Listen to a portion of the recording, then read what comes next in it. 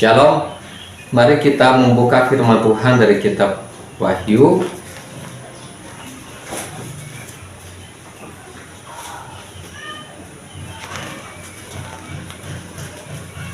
Kitab Wahyu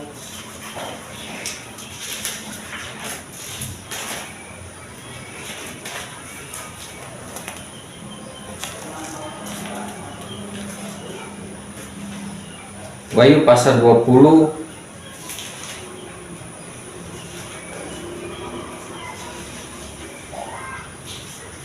ayat 1 sampai Wahyu 20 ayat 1 sampai ayat yang ke 15. Wahyu pasal 20 ayat 1 sampai ayat yang ke-15.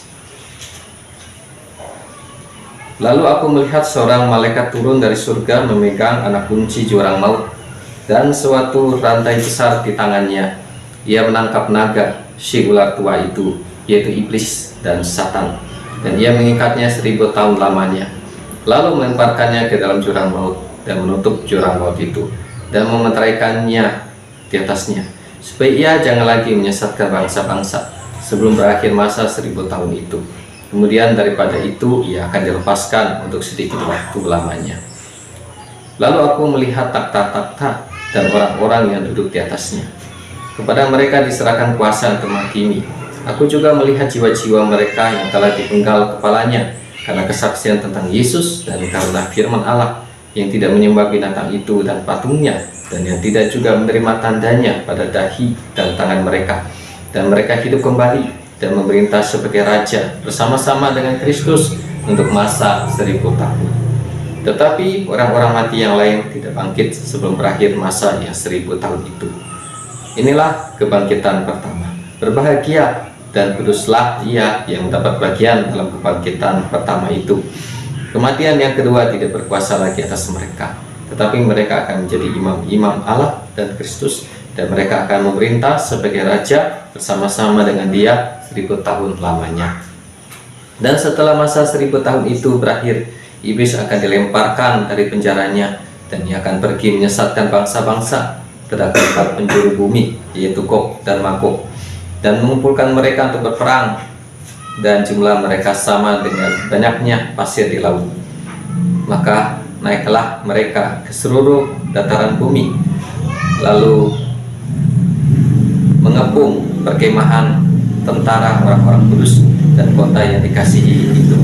Tetapi dari langit turunlah api menghanguskan mereka, dan iblis yang menyesatkan mereka dilemparkan ke dalam lautan api dan belerang, yaitu tempat binatang dan nabi palsu itu, dan mereka disiksa siang malam sampai selama-lamanya. Lalu aku melihat sesuatu takhta putih yang besar dan dia yang duduk di atasnya. Dari hadapannya lenyaplah bumi dan langit, dan tidak ditemukan lagi tempatnya. Dan aku melihat orang-orang mati besar dan kecil berdiri di depan takhta itu. Lalu dibuka semua kitab, dan dibuka juga sebuah kitab lain, yaitu kitab kehidupan. Dan orang-orang mati dihakimi menurut perbuatan mereka, berdasarkan apa yang ada tertulis di dalam kitab-kitab itu. Maka laut menyerahkan orang-orang mati yang ada di dalamnya, dan maut dan kerajaan maut menyerahkan orang-orang mati yang ada di dalamnya, dan mereka dihakimi masing-masing menurut perbuatannya. Lalu maut dan kerajaan maut itu dilemparkanlah ke dalam lautan api. Itulah kematian yang kedua, lautan api. Dan setiap orang yang tidak ditemukan namanya tertulis di dalam kitab kehidupan itu, ia dilemparkan ke dalam lautan api itu. Amin.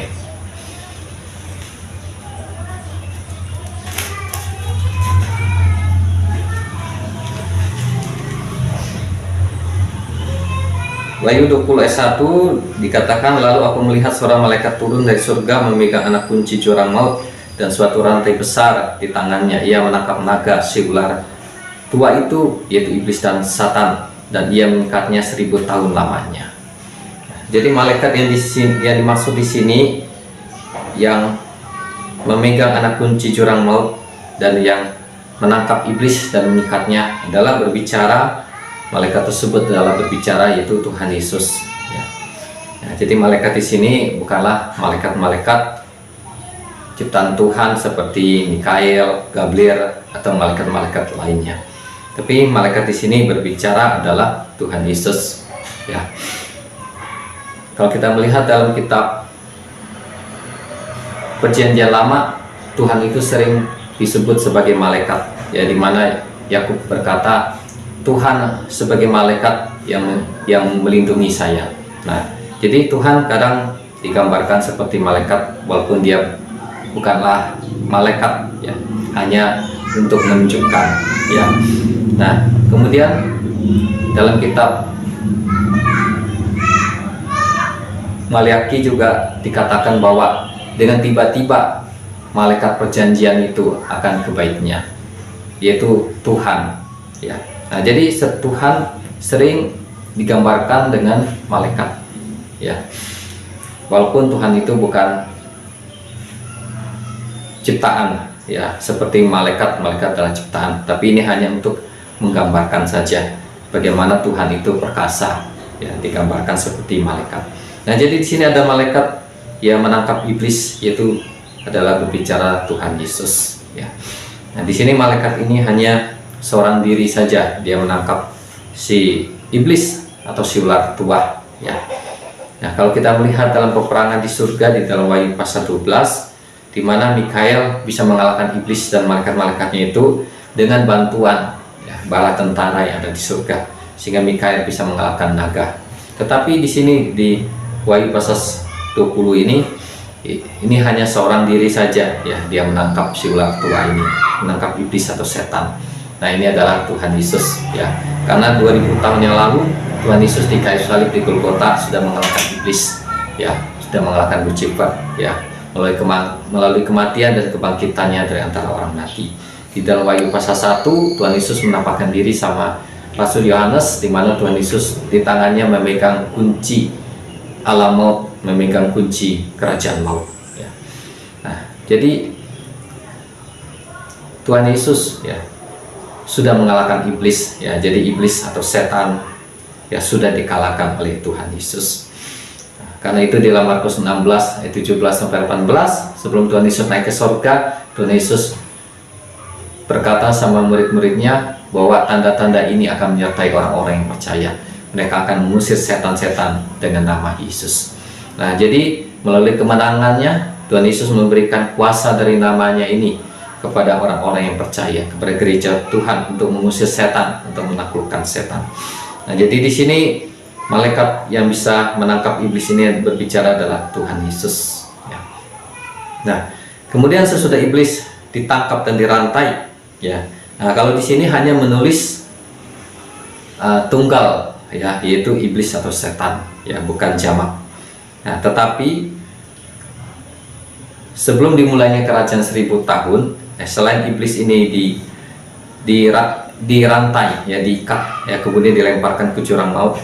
Nah, selain iblis ini, tetapi juga adalah roh-roh jahat lainnya, setan-setan lainnya, mereka juga ditangkap, ya, dan mereka juga dipenjarakan, ya, selama 1000 tahun.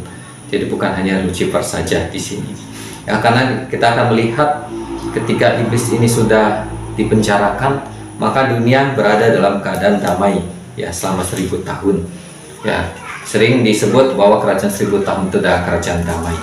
Nah, jadi kalau hanya Lucifer aja, iblis yang ditangkap, tapi setan-setan lain tidak ditangkap, maka setan-setan yang lain pun tetap akan membuat masalah, ya, akan menggoda manusia, ya, akan membuat terjadinya dosa dan lain-lainnya. Nah, jadi di sini bukan hanya iblis atau Lucifer yang dipenjarakan, tetapi juga malaikat-malaikat lainnya, setan-setan lainnya juga, ya, pengikut-pengikutnya, anak-anak buahnya, ya, itu juga dipenjarakan selama 1000 tahun. Sesudah iblis dipenjarakan selama 1000 tahun, ya, di jurang maut, ya, jurang maut ini, ya, boleh digambarkan yaitu seperti neraka, ya, ini jurang maut, ya, tempat penyiksaan, ya. Nah, pada waktu Tuhan Yesus di bumi, ketika ada orang-orang yang kerasukan, diganggu oleh setan, setan-setan itu memohon kepada Tuhan Yesus supaya jangan menyuruh mereka untuk pergi ke jurang maut. Ya. Artinya jurang maut ini adalah tempat penjara ya untuk setan-setan, untuk roh-roh jahat. Dan setan-setan ini pun mereka tidak mau ya untuk ke jurang maut, karena itu tempat yang sangat menderita, tempat siksaan. Nah, tetapi sebelum kerajaan 1000 tahun, iblis dan setan-setan mereka akan dipenjarakan ya, supaya mereka jangan menyesatkan manusia, supaya mereka jangan membuat ya permasalahan, membuat kekacauan di dunia ya. Nah, jadi dimeterai ya dengan suatu meterai, yaitu selama 1000 tahun.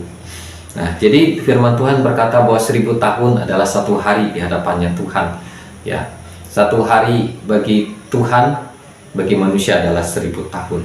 Jadi 1000 tahun ini adalah satu hari ya. Ini untuk menggenapi jumlah hari-hari yang ada di bumi ya, karena sejak Adam dan Hawa keluar dari Taman Eden sampai hari ini hitungannya sudah hari yang ke-6, yaitu 500 tahun lebih ya.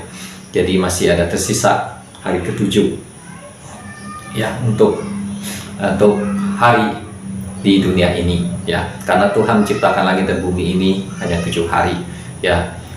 Satu hari di hadapan Tuhan adalah 1000 tahun di hadapan manusia. Nah, jadi masih ada sisa hari ke-7, yaitu kerajaan 1000 tahun ya, hari yang terakhir. Nah, sesudah berakhir kerajaan 1000 tahun, maka di sini dikatakan bahwa Tuhan akan menghakimi, yaitu dikatakan ada seseorang yang duduk di atas takhta putih yang besar, yaitu Tuhan Yesus ya, yang menghakimi manusia ya, dari zaman Adam dan Hawa ya, dari segala zaman, dari anak kecil, orang tua, semuanya yang dihadiri di takhta putih. Nah, di sini sesudah berakhir kerajaan 1000 tahun, maka sudah berakhir riwayat langit dan bumi, karena Alkitab menulis dalam kitab Kejadian, demikianlah riwayat langit dan bumi ya, Tuhan menciptakan selama 7 hari. Pada hari ke-7 Tuhan beristirahat ya. Nah, jadi sesudah berakhir kerajaan 1000 tahun, maka langit dan bumi yang lama ini akan diganti dengan langit dan bumi yang baru ya, dimana langit dan bumi yang baru ini adalah langit dan bumi yang kekal ya. Tidak ada setan, tidak ada dosa, tidak ada kejahatan, tidak ada maut ya, tidak ada kematian lagi. Adalah sesuatu yang sempurna, yang mulia ya. Maka firman Tuhan berkata dalam kitab Roma, dikatakan bahwa yaitu mengejar kemuliaan, mencari kemuliaan.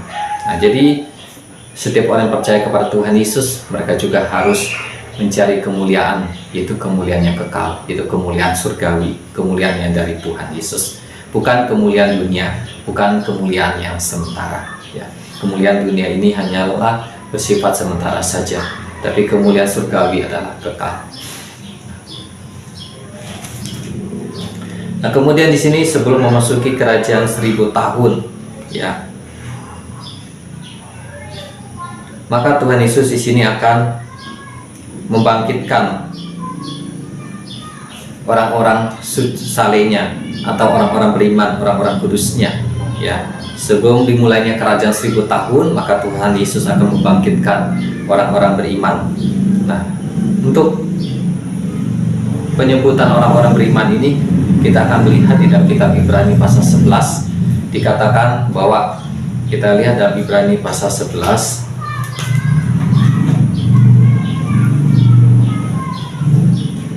yaitu dengan judul saksi-saksi iman. Kemudian saksi-saksi iman pertama kali dimulai ditulis yaitu dengan namanya adalah Habel, yang bukan ditulis namanya Adam atau Hawa ya, tetapi yang ditulis adalah Habel. Nah, jadi Habel ini sebagai orang beriman yang pertama kali ya, yang ditulis dalam Ibrani pasal 11 ayat 4. Karena iman Habel telah mempersembahkan kepada Allah korban yang lebih baik daripada korban Kain. Dengan jalan itu ia memperoleh kesaksian kepadanya bahwa ia benar, karena Allah berkenan akan persembahannya itu. Dan karena iman ia masih berbicara sesudah ia mati. Nah, jadi Habel ini adalah tokoh iman ya, orang yang beriman yang pertama kali mati ya, mati syahid atau mati dibunuh oleh kakak kandungnya, itu oleh Habel, yaitu oleh Kain ya, dibunuh oleh Kain. Nah, jadi Habel ini adalah tokoh iman. Jadi Sebelum dimulainya kerajaan 1000 tahun, Tuhan Yesus membangkitkan saleh-salehnya atau orang-orang beriman, yaitu dari zaman Habel ya sampai kepada zaman Antikris, yaitu orang-orang yang mati tidak menyembah Antikris, tidak menyembah patungnya, tidak menerima tanda binatang. Tanda Antikris itu di dahi dan di tangan kanannya. Jadi tanda Antikris di dahi dan di tangan ini adalah tanda elektronik ya, tanda digital atau tanda elektronik yang berfungsi untuk membeli ya, menjual dan membeli. Nah, hal ini sudah mulai nampak di dunia ya, karena saat ini kita hidup di masa akhir zaman ya, menjelang kedatangan Tuhan, menjelang munculnya Antikris. Jadi pekerjaan-pekerjaan Antikris ini sudah mulai nampak di dunia ya, di mana di dunia saat ini sudah mulai dijalankan untuk menuju kepada mata uang digital ya, tidak memakai uang kertas atau uang logam.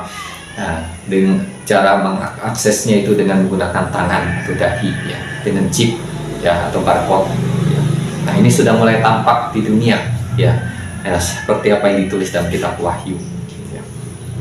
Nah, jadi firman Tuhan berkata bahwa berbahagialah orang yang mendengarkan firman Tuhan, yang mendengarkan perkataan kitab Wahyu, dan yang menyampaikannya kepada orang-orang dan juga yang melakukannya.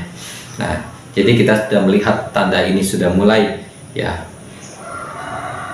terjadi di dunia ya, sudah mulai dijalankan oleh sekelompok orang-orang ya, supaya bisa diterapkan oleh manusia yang ada di dunia.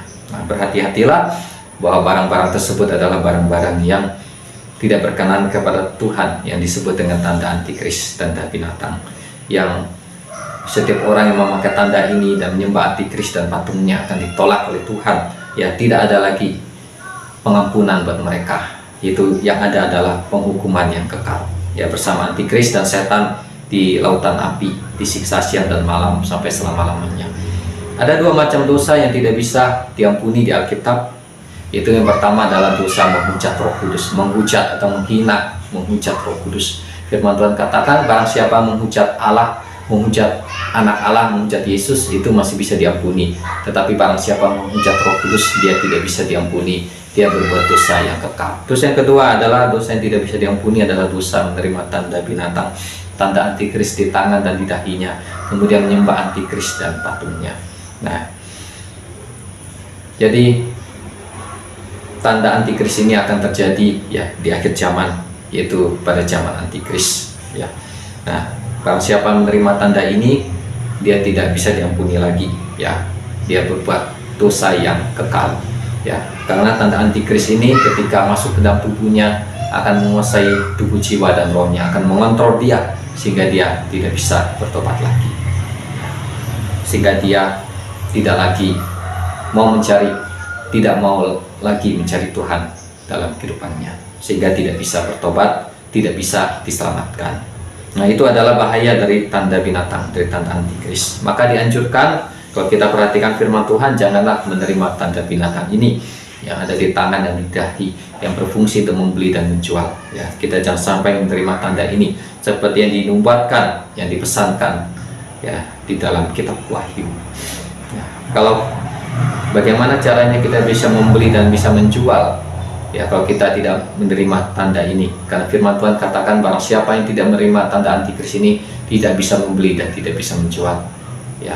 Seandainya kita tidak menerima, bagaimana caranya kita membeli dan kita menjual? Nah, tetapi ada banyak caranya ya, karena sebelum memasuki zaman Antikris, bagi orang-orang yang mendengarkan firman Tuhan, orang-orang bijaksana, orang-orang yang tahu tentang pekerjaan Antikris, maka dia bisa menyiapkan bahan-bahan makanan dalam kehidupannya, seperti beras dan tepung terigu, gula dan lain-lainnya, yang untuk bertahan selama masa zaman Antikris. Kemudian dia bisa menyiapkan uang ya dalam bentuk emas ya, dalam bentuk emas, apakah emas batangan yang besar atau emas yang dalam batangan kecil-kecil, mungkin dalam bentuk cincin atau kalung dan lain-lainnya, supaya itu bisa digunakan untuk transaksi ya, jual dan beli ya pada zaman Antikris ya, karena dia tidak memakai tanda binatang, tapi dia bisa memakai emas ya untuk transaksi ya, emas dalam bentuk yang gram-gram kecil ya, sehingga bisa membeli, contoh membeli beras, membeli minyak goreng atau roti dan lain-lainnya ya. Nah, jadi ada tekniknya, ada caranya ya untuk bisa selamat pada zaman antikris ya. Tetapi itu adalah suatu perjuangan yang sangat berat, karena pada zaman antikris itu teknologinya canggih, jadi bisa mendeteksi orang-orang yang tidak memakai tanda binatang ini ya. Nah, jadi sulit ya untuk menyelamatkan diri dari zaman antikris ya. Bisa tapi agak sulit ya. Nah, tetapi paling amannya yaitu orang harus melarikan diri ke pegunungan ya, ke tempat-tempat yang terpencil, yang tidak terjangkau oleh manusia, yang tidak didatangi oleh manusia atau oleh perusahaan. Nah, jadi bersembunyi di situ. Nah, kemudian di sini sudah Tuhan Yesus membangkitkan saleh-salehnya orang-orang berimannya, maka Tuhan Yesus memberikan upah kepada hamba-hambanya, ya, yaitu salah satu upahnya yaitu bahwa mereka akan memerintah di kerajaan 1000 tahun, ya. Mereka akan memerintah bersama Tuhan Yesus selama 1000 tahun, ya, ada yang jadi raja, ada yang jadi pegawai-pegawai, ya, dengan bermacam-macam pangkatnya, kedudukannya, ya. Nah, tetapi siapakah yang akan menjadi penduduk di kerajaan 1000 tahun? Yang akan menjadi penduduk di kerajaan 1000 tahun adalah yaitu orang-orang Kristen yang selamat dari zaman antikris, yang tidak mengalami keangkatan gereja, tapi mereka melarikan diri, mengungsi, mereka bertahan hidup, ya, mereka selamat. Dan juga orang-orang lain, manusia-manusia lain yang masih hidup dari zaman antikris, ya, dari bencana-bencana alam juga, yang masih hidup dan masih hidup dari peperangan di dunia, yaitu perang dunia ketiga, perang Harmagedon, yang masih hidup. Nah, mereka inilah orang-orang yang masih hidup ini, mereka akan menjadi penduduk di kerajaan 1000 tahun.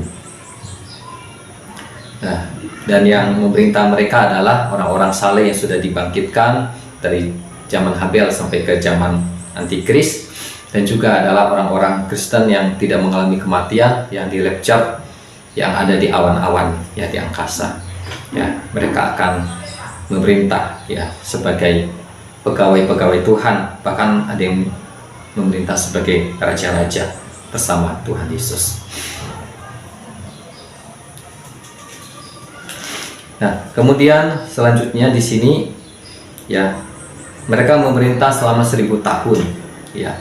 Nah, pada waktu kerajaan 1000 tahun ini sudah ada ditulis dalam Alkitab, ya, seperti dalam kitab Yesaya dikatakan bahwa serigala dan domba mereka akan hidup bersama, mereka akan makan rumput, dan anak-anak kecil bisa bermain, ya, di dekat binatang-binatang buas seperti ular yang berbisa, seperti serigala, ya. Karena binatang-binatang tersebut mereka tidak ganas, ya.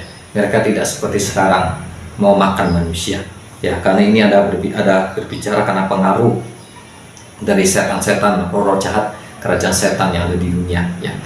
Ya, dari dosa yang menguasai dunia ini, sehingga binatang-binatang ini pun jadi jahat perilakunya, ya. Tetapi pada waktu kerajaan 1000 tahun sering disebut kerajaan damai, di mana setan, roh jahat itu di penjara, maka tidak ada kejahatan, tidak ada kekacauan, sehingga binatang-binatang ini mereka jadi baik, ya. Mereka hanya makan rumput-rumput dan mereka tidak membunuh manusia. Bahkan anak-anak kecil bisa main-main dengan binatang-binatang buas ini, ya. Nah, jadi ini berbicara kerajaan damai. Dan dalam kitab Yesaya dikatakan bahwa tombak-tombak dan pisau-pisau itu akan dijadikan sebagai alat untuk membajak sawah, ya, tidak dipakai untuk berperang. Karena pada waktu zaman kerajaan 1000 tahun tidak ada peperangan, ya, antara negara dengan negara. Semuanya damai, ya, semuanya aman dan damai, ya, hidup dengan damai. Kemudian di dalam kitab Yesaya juga dikatakan bahwa umur dari manusia ini mereka akan panjang, ya, seperti umur pohon. Itu di dalam Yesaya pasal 65, ya, ayat 17 sampai 25, ya, bahwa umur manusia itu akan panjang. Ya, kalau orang meninggal pada waktu umur 100 tahun, itu akan disebut dia meninggal dengan usia yang pendek. Ya, kalau sekarang umur 100 tahun itu umur yang sudah panjang. Tetapi pada waktu kerajaan 1000 tahun, kalau manusia meninggal umur 100 tahun, itu dia disebut mati pada waktu umurnya masih muda, ya. Jadi umur manusia itu akan sampai ratusan tahun, ya. Seperti kisah pada zaman Adam, yaitu umur Adam dan keturunannya itu sampai 900 tahun sampai 800 tahunan, ya. Seperti itu. Nah, kenapa umurnya bisa panjang? Ini salah satunya juga berbicara, ya, karena tidak ada pengaruh-pengaruh jahat dari iblis, setan, roh jahat yang membunuh manusia, ya. Jadi iblis, setan, roh jahat bisa membunuh manusia dengan makanan-makanan, ya, yang ada pengawetnya, ada kimianya, ya. Ini juga salah satu penyebab kenapa manusia umurnya tidak bisa panjang, ya. Nah, jadi banyak hal yang disebabkan oleh iblis, oleh setan, ya, termasuk seperti umur manusia. Dan juga seperti peperangan, ya, karena tidak ada peperangan, ya, karena iblis, setan, roh jahat ini sering membuat manusia, menghasut manusia untuk berperang, menghasut presiden, raja-raja untuk berperang, untuk menguasai suatu daerah, untuk menguasai suatu kekayaan suatu daerah, sehingga terjadi peperangan. Ini juga ada pekerjaan iblis, menghasut, menggoda manusia, ya. Kemudian di sini di dalam kitab Zakaria pasal 14 ayat 1 sampai 21. Nah, pada waktu kerajaan 1000 tahun ini, ya, ada perayaan-perayaan seperti namanya adalah perayaan Hari Raya Pondok Dalu, ya. Dikatakan apabila bangsa Mesir, atau berbicara bangsa-bangsa yang ada di dunia, pada Hari Raya Pondok Dalu mereka tidak merayakan, maka akan datang tulah, ya, kepada mereka. Nah, tulah ini berbicara sakit, penyakit, atau hukuman. Ya, jadi pada waktu kerajaan 1000 tahun ini berbeda dengan masa sekarang, ya, karena masa sekarang dari waktu Roh Kudus turun pada hari Pentakosta sampai hari ini itu disebut dengan zaman gereja, atau disebut zaman Roh Kudus, atau disebut zaman kasih karunia, nah, atau disebut zaman kemurahan Tuhan.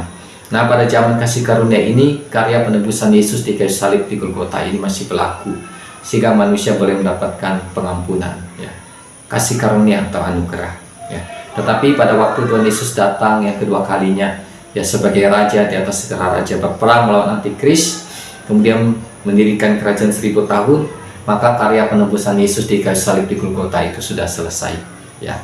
Nah, jadi karya penebusan Yesus ini yang ada di Golgota ini, ya, kalau dalam hitungan hari itu hanya sampai ke hari yang kelima, ya, atau sampai ke akhir hari, sampai hari yang ke-6, ya, sampai ke akhir hari yang ke-6. Nah, jadi pada waktu kerajaan 1000 tahun, karya penebusan Yesus di kayu salib di Golgota sudah selesai, sudah tidak ada. Karena itu bukanlah zaman gereja, karena itu bukanlah zaman Roh Kudus. Bahkan sebelum akhir dari pemerintahan antikris, yaitu pada waktu Tuhan Yesus datang mengangkat gerejanya, mengangkat gereja atau rapture, itu dikatakan bahwa Roh Kudus itu juga terangkat, Roh Kudus itu naik, ya, bersama gereja Tuhan, sehingga dunia dikuasai oleh setan, ya, oleh antikris. Nah, jadi pada waktu kerajaan 1000 tahun tidak ada lagi namanya zaman Roh Kudus, tidak ada zaman Injil, ya, tidak ada zaman lagi namanya zaman pengampunan dosa, kasih karunia Tuhan. Tetapi itu akan kembali lagi, ya, seperti zaman manusia zaman dulu, atau yang disebut dengan perjanjian lama, ya. Nah, kita akan melihat hal ini, ya, ditulis dalam kitab Yeskiel 40 sampai 48, itu dikatakan bahwa pada zaman kerja 1000 tahun itu ada bait Allah. Bahkan ada imam-imam yang melaksanakan kebaktian-kebaktian. Nah, jadi pada zaman kerajaan 1000 tahun itu berbeda dengan zaman gereja, ya. Zaman gereja hanya berlaku saat ini sampai waktu Tuhan Yesus datang kedua kali, ya, mengalahkan antikris di perang Harmagedon. Nah, itulah yang disebut zaman gereja atau zaman Injil. Nah, sesudah itu tidak ada lagi zaman Injil, ya, zaman gereja. Maka pada zaman kerajaan 1000 tahun ini dia akan lebih seperti di masa perjanjian lama, ya. Ada kemungkinan juga sistemnya yang digunakan adalah sistem hukum Taurat, ya, yang dipakai dalam hukum Taurat, bukan lagi hukum Kristus atau hukum Injil, ya. Nah, karena kita melihat di sini, yaitu dalam kitab Zakaria Apabila orang-orang tidak merayakan hari raya pondok daun, maka di situ mereka akan kena tulah, mereka akan kena hukuman Tuhan. Jadi di situ tidak ada lagi seperti zaman sekarang, walaupun berbuat salah tidak apa-apa, minta ampun sama Tuhan kemudian diampuni. Ya, karena ini adalah zaman anugerah, zaman kasih karunia. Tetapi pada zaman kerajaan 1000 tahun, kalau manusia berbuat salah itu langsung kena hukuman, langsung dihukum oleh Tuhan. Ya, contoh tidak merayakan hari raya pondok daun itu langsung dihukum oleh Tuhan. Ya, dia langsung dihukum, bahkan bisa langsung mati. Ya, langsung dihukum Tuhan. Nah, seperti itu. Maka dikatakan bahwa ini peraturannya seperti kembali ke perjanjian lama. Ya, bahkan seperti peraturan-peraturan di hukum Taurat. Ya, karena Tuhan Yesus pernah berkata bahwa selama langit dan bumi ini masih ada, satu titik dari hukum Taurat itu tidak akan dibatalkan. Tetapi hukum Taurat ini tidak bisa menguasai kehidupan gereja Tuhan, ya, dari hari Pentakosta sampai ke zaman Antikris, sampai kedatangan Tuhan Yesus yang kedua kali. Karena setiap orang yang percaya sama Tuhan Yesus tidak hidup di bawah hukum Taurat, tetapi hidup di bawah hukum Kristus atau hukum kasih karunia. Tetapi sesudah Injil sudah selesai diberitakan ke seluruh dunia dan Tuhan Yesus datang kedua kali, maka Injil sudah selesai, ya, hukum kasih karunia sudah selesai, pekerjaan Roh Kudus sudah selesai, maka hukum Taurat berlaku, ya. Nah, menjadi suatu aturan bagi manusia yang ada di bumi. Sehingga kita melihat di dalam kitab Yeskiel, yaitu bahwa orang-orang itu mempersembahkan korban seperti lembu, ya, domba, kambing. Nah, ini adalah suatu pola perjanjian lama, pola hukum Taurat, ya, seperti yang ditulis dalam kitab Yeskiel. Nah, jadi itulah aturan-aturan peraturan pada zaman kerajaan 1000 tahun, ya, berbeda dengan zaman sekarang aturannya. Jadi pada waktu kerajaan 1000 tahun, gereja Tuhan, ya, orang-orang yang terpilih atau mempelai-mempelai Tuhan, mereka akan memerintah bersama Tuhan Yesus selama 1000 tahun. Nah, kemudian di akhir kerajaan 1000 tahun, iblis akan dilepaskan dari penjaranya. Dia akan menyesatkan manusia yang ada di bumi. Jadi pada waktu kerajaan 1000 tahun, dalam kitab Yesaya dikatakan bahwa seluruh dunia itu dipenuhi dengan pengenalan akan Tuhan, karena Tuhan itu dikenal oleh orang-orang, ya. Ya, karena Tuhan Yesus itu memerintah di Yerusalem sebagai raja di atas segala raja, ya. Kemudian di akhir kerajaan 1000 tahun, Tuhan mengizinkan, ya, memberikan izin, yaitu bahwa iblis itu dilepaskan dari penjara bersama setan-setan, roh-roh jahat lainnya, ya. Kenapa Tuhan memberikan izin? Yaitu untuk melihat, ya, manusia yang ada di dunia, terutama adalah keturunan-keturunan yang tidak pernah mengenal iblis, ya, tidak tahu tentang setan. Nah, maka Tuhan mengizinkan setan itu untuk keluar dari jurang maut, ya, untuk mencobai manusia yang ada di dunia, yang lahir, ya, yang ada pada kerajaan 1000 tahun. Nah, di situ dalam kitab Wahyu dikatakan ada manusia-manusia yang bahkan banyak yang mengikut iblis, ya, sehingga berperang melawan Tuhan, ya, mereka terpengaruh, ya, oleh si iblis dan setan-setan, ya. Nanti kemudian api turun dari langit membakar mereka, ya. Kemudian iblis yang menyesatkan mereka itu dilemparkan ke lautan api, ya, ke neraka. Demikian juga roh-roh jahat setan-setan lainnya, mereka dilemparkan ke lautan api. Nah, jadi kita melihat di sini, ya. Nah, Tuhan mengizinkan iblis, ya, untuk mencobai manusia, ya. Seperti Tuhan Yesus juga waktu berpuasa selama 40 hari di padang gurun itu, Allah mengizinkan iblis itu mencobai Yesus, ya. Tetapi Yesus tidak jatuh ke dalam pencobaan. Demikian juga manusia-manusia yang lahir di kerajaan 1000 tahun ini, yang sebelumnya mereka nggak mengenal setan atau dosa kayak gimana, kejahatan, tapi Tuhan izinkan iblis itu untuk keluar dari jurang maut, mencobai mereka, ya. Ada mereka yang terpengaruh mengikuti iblis, ada juga yang tidak, ya. Nah, yang terpengaruh yang ikut iblis, mereka itu akan dihukum oleh Tuhan, ya. Nah, sesudah iblis dihukum, dilemparkan ke lautan api, ya, maka Tuhan mengadili manusia, ya, di sepanjang zaman, dari zaman Adam dan Hawa, ya, dari orang-orang mati dalam jumlah kecil. Yang kecil, yang tua, yang besar, muda, ya semuanya orang mati diadili oleh Tuhan. Nah, kita menulis bahwa barang siapa yang namanya tidak tertulis dalam kitab kehidupan, mereka dilemparkan ke lautan api. Nah, jadi manusia yang namanya ada tertulis dalam kitab kehidupan itu mereka masih bisa selamat, ya. Artinya mereka bisa masuk ke langit dan bumi yang baru, ya. Nah, dalam kitab 1 Petrus dikatakan bahwa pada waktu Tuhan Yesus mati, Roh Tuhan Yesus itu pergi ke neraka untuk memberitakan Injil kepada roh-roh orang-orang yang pada zaman Nuh tidak taat. Jadi Injil juga dikatakan dalam surat 1 Petrus itu diberitakan kepada orang-orang mati. Ya, jadi ada orang-orang mati yang masih mendapatkan kesempatan untuk mendengarkan Injil, yang masih bisa diselamatkan.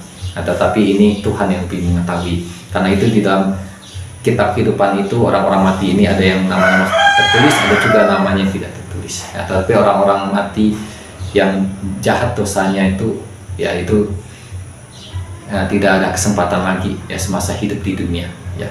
Nah, tetapi ada kemungkinan masih bisa diselamatkan, itu orang-orang mati yang di dunia ini yang kehidupannya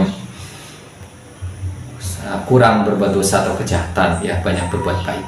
Nah, ini masih bisa, tetapi tidak ada seorang manusia pun yang bisa memastikan, karena ini adalah karya Tuhan, pekerjaan Tuhan di alam maut, ya seperti yang dilakukan oleh Tuhan Yesus ketika rohnya keluar dari tubuh. Tuhan Yesus memberitakan Injil kepada orang-orang mati yang ada di penjara, ya.